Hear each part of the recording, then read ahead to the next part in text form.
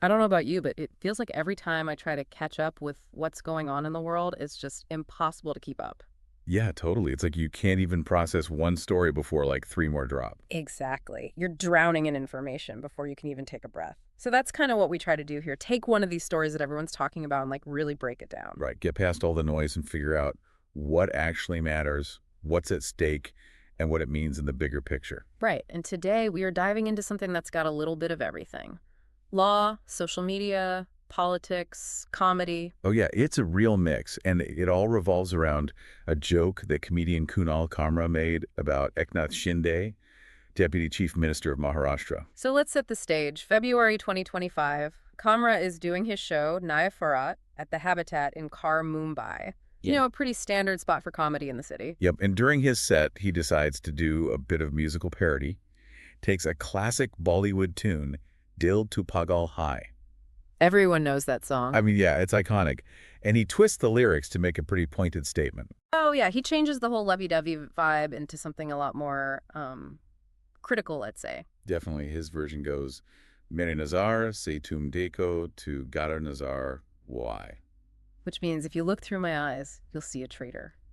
And while he doesn't actually name Shinde directly, it's pretty clear who he's talking about. Especially given what happened in Maharashtra politics back in 2022. Right. So for those who need a refresher in 2022, Eknath Shinde led this huge rebellion within the Shiv Sena. Which was the party in power at the time, right? Exactly. And this rebellion ended up splitting the party, bringing down the government, and ultimately led to Shinde becoming deputy chief minister in this new BJP-backed coalition. So you can imagine there are some strong feelings about all of that. Oh, for sure. There's no middle ground here. People either see Shinde as a traitor who betrayed his party or a savior who rescued it. And Kamara's joke definitely taps into that whole traitor narrative. And it might have stayed just a joke if it hadn't been for this video that popped up on YouTube on March 23rd, 2025. Right. So this is where things really start to heat up. Yeah, because that same day, Shiv Sena MLA Murji Patel sees the video and decides he's not laughing. He files a police complaint alleging that Kamra is defaming Shinde and potentially inciting unrest, And the Mumbai police don't waste any time. They file an FIR. which stands for First Information Report, essentially the first step in a criminal investigation. Exactly. And the charges they bring are pretty serious. They invoke sections of the Bharatiya Nyaya Sanhita, which is India's new criminal code. And just to break that down for folks, they're basically saying that Kamra's words could cause public mischief or even constitute defamation. Right, because if you look at the actual legal definitions, public mischief is about anything that could disrupt peace and order, and defamation is about harming someone's reputation with false statements. So the complainant is arguing that Kamra's joke crossed the line into those areas. Which I think raises a really important question about where do you draw the line between artistic expression and potentially harmful speech? Yeah, because this is where things get even more complicated. Because just 2 days later, on March 25th, a group claiming to be Shiv Sena workers shows up at the Habitat. Oh, this wasn't a peaceful protest. Not at all. Reports say they basically vandalized the place, damaging furniture, defacing property. And the police ended up arresting 12 people, though apparently they were all released on bail pretty quickly. And then to add another twist, the Mumbai Municipal Corporation, the BMC, gets involved. The city's civic body. Exactly. And they issue a notice saying that the Habitat has illegal structures and proceed to demolish part of the venue. So you have to wonder about the timing of all of this. Was it just a coincidence, or? Right. Was there something more going on behind the scenes? It definitely makes you think. And it's important to note that Kamra himself wasn't even in Mumbai during any of this. He'd apparently moved to Tamil Nadu. But that didn't stop the Mumbai police from issuing him 3 summons to appear for questioning. And he didn't show up for any of them. Nope. There were even reports of police going to his parents' place in Mahim, but he wasn't there either. Looks like he was actively trying to avoid getting arrested.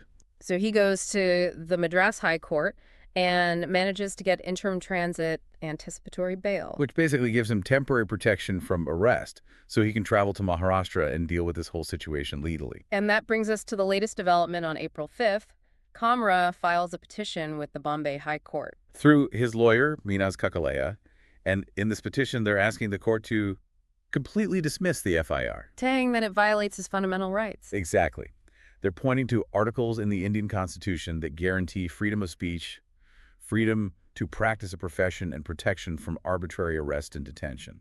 So they're basically saying, look, even if you didn't like the joke, it's still protected speech in a democracy. Precisely. And now everyone's waiting to see what the Bombay High Court will decide. The hearing is scheduled for April 21st in front of Justice Sarang Kotwal's bench. So April 21st is a big day because this decision could have a huge impact on how we understand the limits of free speech in India. Absolutely. We're talking about the balance between the right to express yourself and the potential for harm through speech. Because at the end of the day, this case is asking, is Kamra's traitor remark just satire-protected political commentary? Or did it cross the line into defamation and incitement, as the police are claiming? And even beyond this specific incident, this whole chain of events raises questions about the current climate for free speech in India. Yeah, particularly when it comes to criticizing political figures, it seems like there's a very high level of sensitivity. You have a comedian making a pointed joke about a controversial political figure, and it triggers this whole cascade of events. Formal complaint, police investigation, alleged vandalism intervention by the city government, and now a court battle. It's a lot. And it makes you think, is this just an isolated incident, or is it part of a bigger pattern? Because when you look back, Maharashtra has seen similar situations where comedians faced backlash for their jokes. Right. You have Munawar Farooqui, who was arrested over jokes he allegedly made. Then there were the threats against Arima Joshua after she made a joke about a historical figure. And even going back further, there was the attack on Sohindra Kulkarni for hosting a Pakistani diplomat. So it does seem like there's a trend of taking offense really seriously. Which is interesting because if you look at how politicians talk to each other, they use some pretty strong language themselves. Right. You hear them calling each other traitors all the time, but they don't face these kinds of consequences. So why is it that when a comedian does it, suddenly it's this huge issue?